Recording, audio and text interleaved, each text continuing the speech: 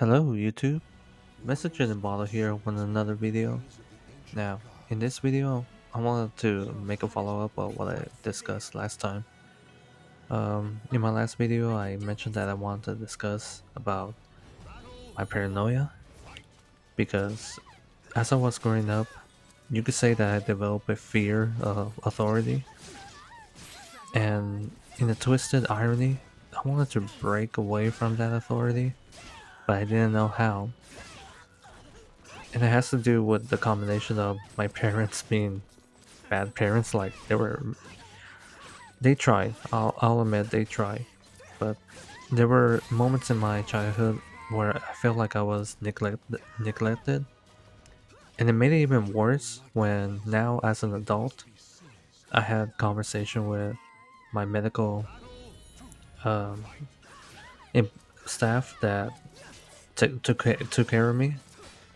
I don't want to go too much in details because I feel like that's a little personal, but at the same time, what I want to say is they, the people who took care of me on the medical side, the doctors that sees me, they look in my medical history and they saw in my history that I was supposed to get an upper jaw, but for some reason it never happened. And just for the sake of not being sensitive, they told me, the doctors told me to ask my parents about that. And I have a gut feeling my parents they knew, but when it comes to like obtaining money and hopefully they could use that money to cure something that I should have like a long time ago, that never happened in fruition. In other words, what I'm trying to say is that I was definitely neglected. My parents they tried their best to be good parents towards me, but no, it felt very neglectful. And as for my stepfather, he also tried, but he should not be cheating on his wife with my own mother.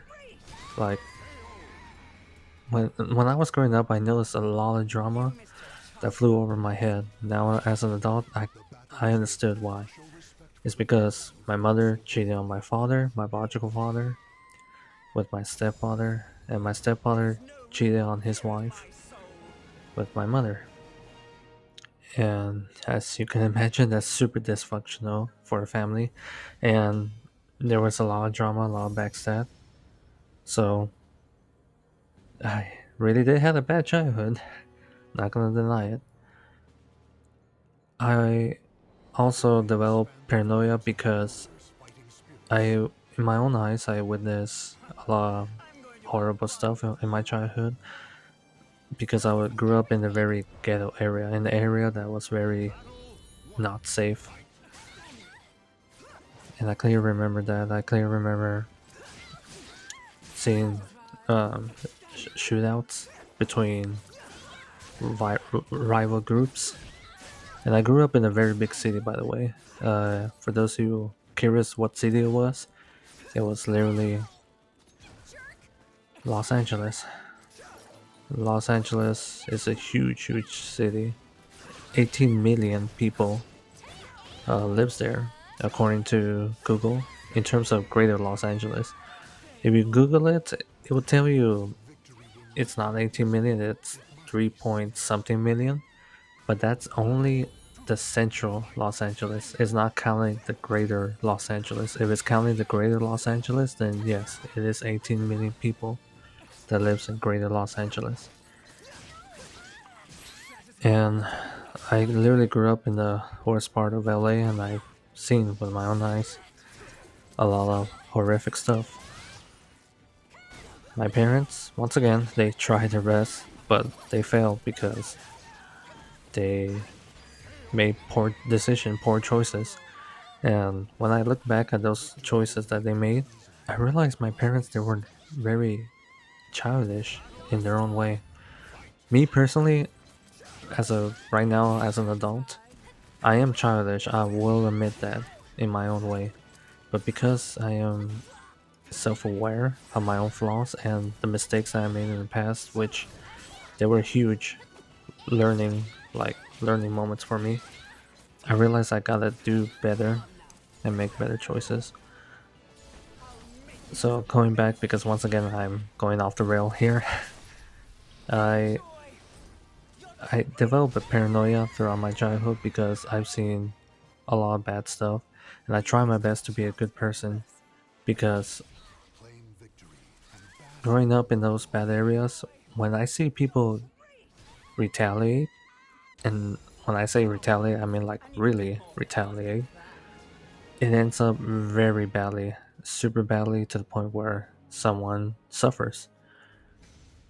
And because I had a mother that was very hot headed, and for some reason she always loved drama, I don't know why, but she always loved drama. If I were to talk back against my mother, even if I had a fair point, even if I, you know, am reasonable upset, my mother, she didn't care. She will smack the shit out of me. And I clearly remember one time I had a nosebleed because she punched me in the face. And one time, I literally remember as a 6 year old, or I forgot how old I was, but I was super young. I was left all alone in the apartment. I don't know how long, but I was super. I felt super alone at the time, and at the same time, I was bored. So I wanted to do something entertaining. And at the time, I thought it was a good idea to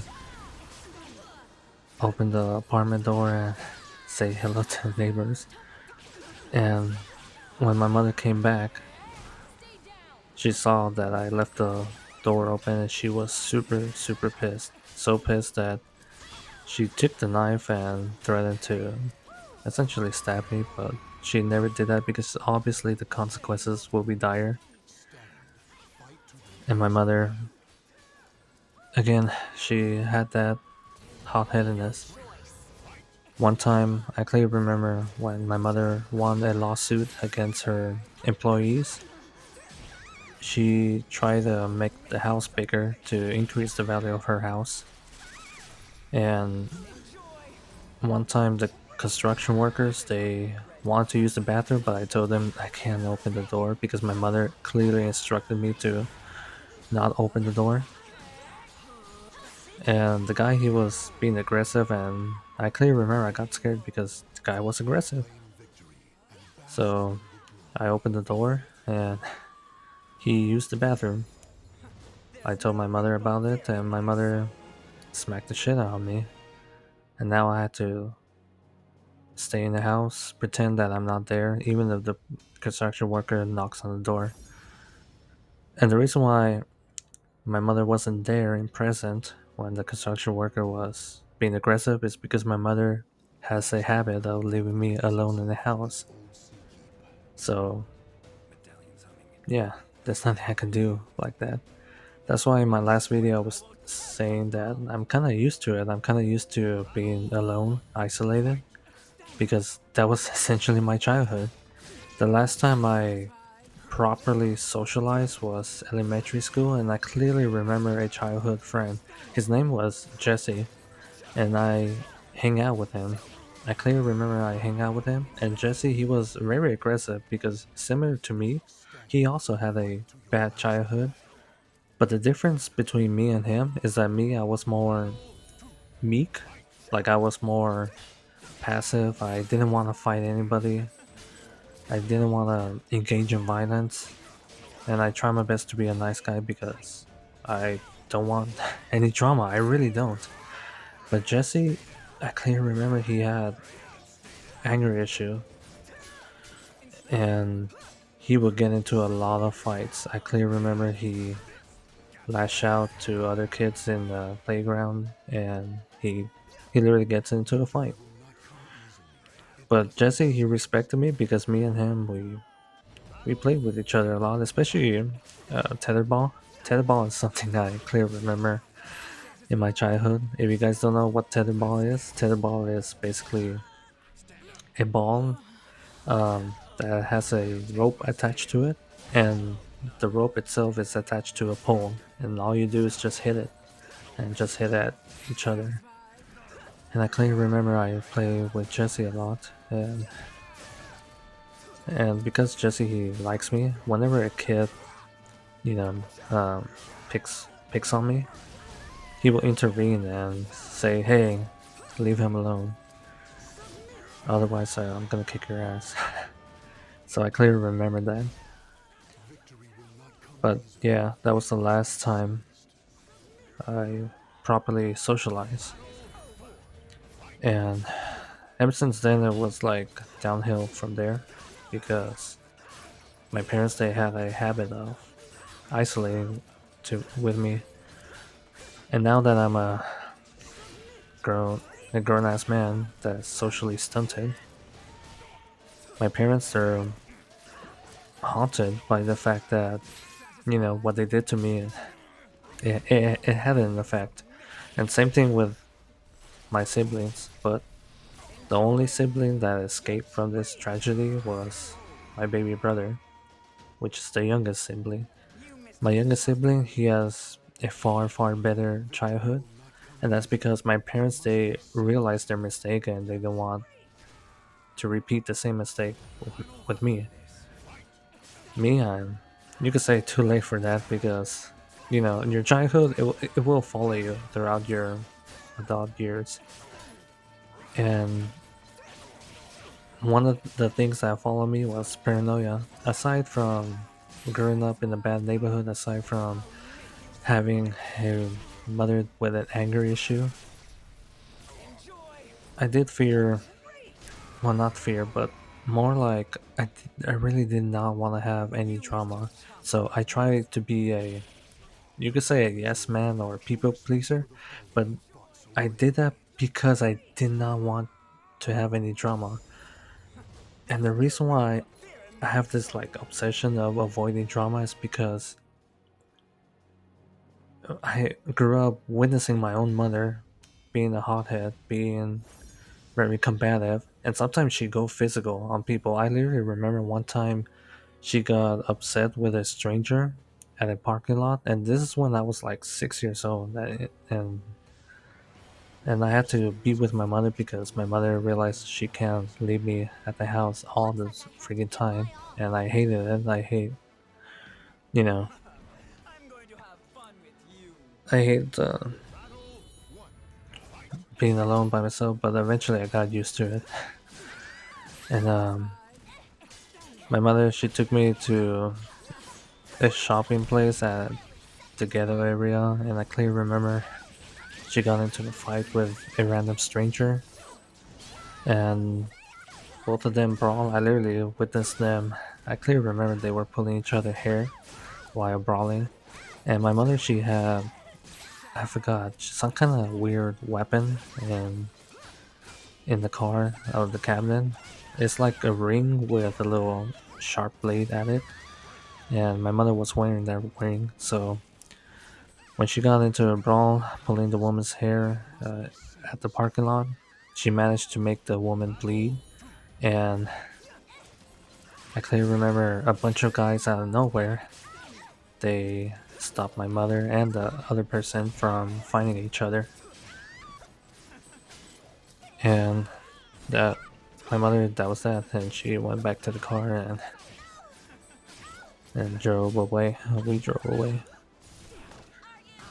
So stuff like that is stuff that I grew up, you know, witnessing. And I bet you guys probably seen something worse. So I'd love to hear it. Like, please leave a comment down in the comment section below. I'd love to hear you guys' stories, what you witnessed as you were growing up, and what trauma follows you. But yeah, this is the main reason why I developed a sense of paranoia. And aside from me hating drama, I do have a weird fear of success. I don't know why, but whenever I start achieving something, I get a little, I won't say depressed, but more like anxiety. Yeah, anxiety is the right word. I get more anxious whenever I start succeeding because I feel like, things are gonna be changing and things are gonna be different. And me, don't want to be different because I want to be comfortable. And sadly, I learned the hard way that if you want to be successful, you have to be uncomfortable and you have to get out of your comfort zone. And that right there is kind of the biggest problem for me. The biggest problem for me is getting out of my comfort zone because when I'm out of my comfort zone, I feel like I'm in a best way I could say it in a battlefield where there's going to be a lot of drama, there's going to be a lot of issues, and that right there is why I have a hard time getting out of my comfort zone. And once again, it circle backs to my paranoia, circle backs to my obsession of avoiding drama, but it feels like I had to deal with it. To give you guys an example, what recently been happening to me of in terms of drama for no reason. I went to the dentist and this dental staff, for some reason, she talks to down to me as if I'm causing issue. And I clearly remember one time she literally made up a story to make me look bad and to hold accountability. And I got super upset and combative with her. I almost like lost my shit and argued with her because I could very easily tell that she was straight up lying, and I have like proof to back it up because the dentist that I go to, they do a coordination with another dentist because it relates to my upcoming jaw surgery. And since they were like in coordination with other doctors, other dental, and definitely, what's the word, orthodontics. Um, I have email, like they coordinate with each other and they also communicate with me through emails. And me on my end, I have emails that backs up my claim, my story. But for some reason, this nurse lady, she made up like her own story, and she's claiming that it's my fault. And me, I got super upset because I know she's lying, and I have proof to back my story, my side of the story to have us prove that she's lying. But anyway, I feel like I'm going off the rail. But see, this is a perfect example of what I'm talking about, guys. That sometimes I end up getting into drama for no reason.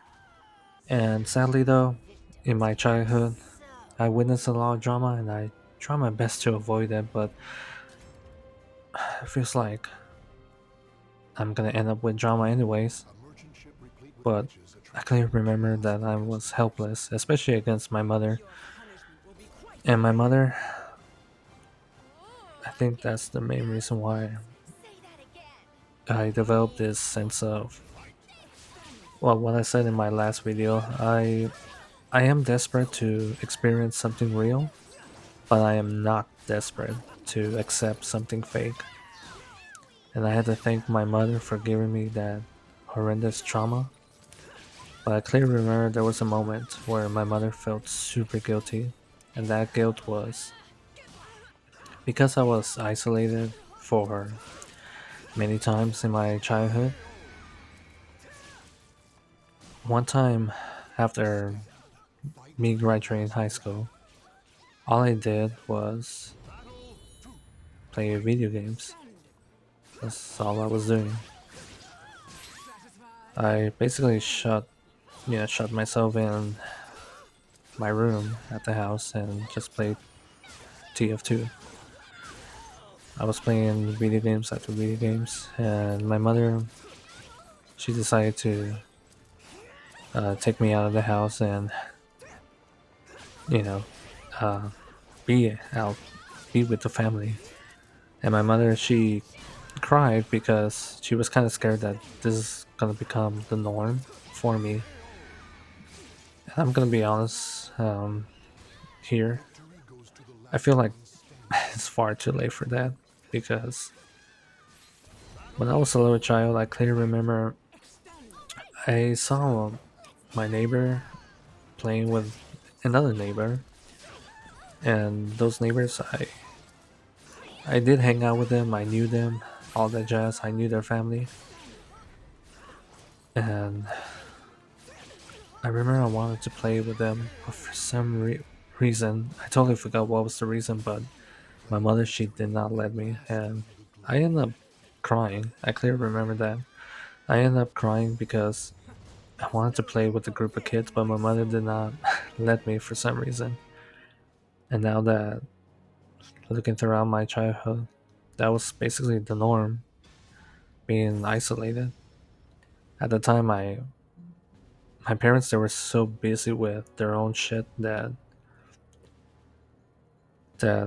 basically isolating me at the house was quote unquote the best way to save money from having a babysitter, the best way to discipline me and not, not cause any trouble or issues. But in return, all that did was make me meek and make me socially stunted. And now, as a grown man, it's very hard for me to get out of my comfort zone and properly socialize. And it's even worse now that I realized that my parents, they kind of neglected me on the medical side. If you guys seen my video about the cleft lip, yeah, I do have a cleft lip, so my face is funny looking. So it's even worse, or not worse, but it's even harder for me to properly socialize because obviously people want to look at something pleasing in the eyes. And yeah. Well, guys, I'm gonna end it here. I feel like I ranted enough, and now I'm just rambling my words again. But this is just understand this. This is when it comes to people childhood.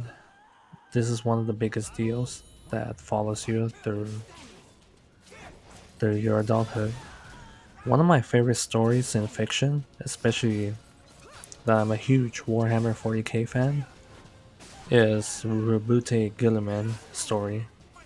If you guys are Warhammer 40k fans, you will know that Reboot Gilliman, he is like the most sane and the most normal Primarch in Warhammer 40k.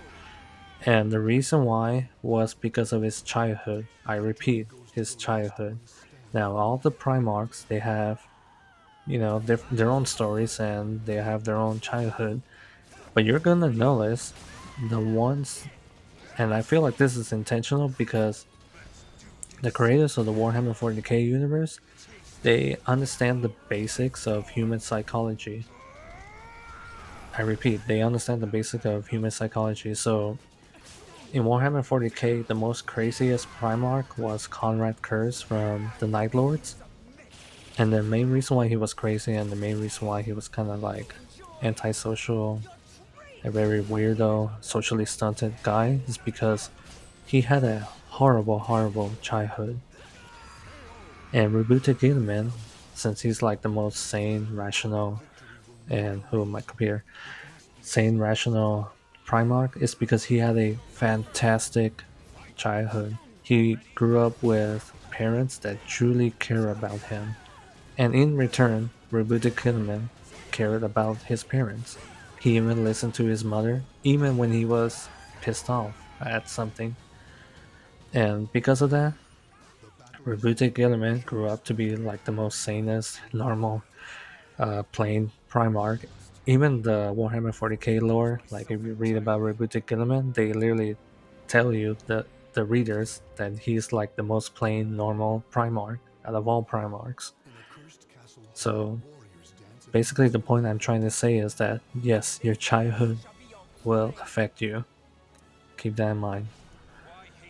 And me having that knowledge, I swear to myself that if I ever become a father, I'll do my best to give my kids a proper childhood because I do not want them to suffer like I suffer. So, yeah, guys, I'm gonna end it here. Thank you for listening, thank you for watching, and I hope the gameplay background that you see here is entertaining. So, keep in mind, this is something I'm gonna continue doing. Having Soul Calibur 6 in the background of me playing as Ivy.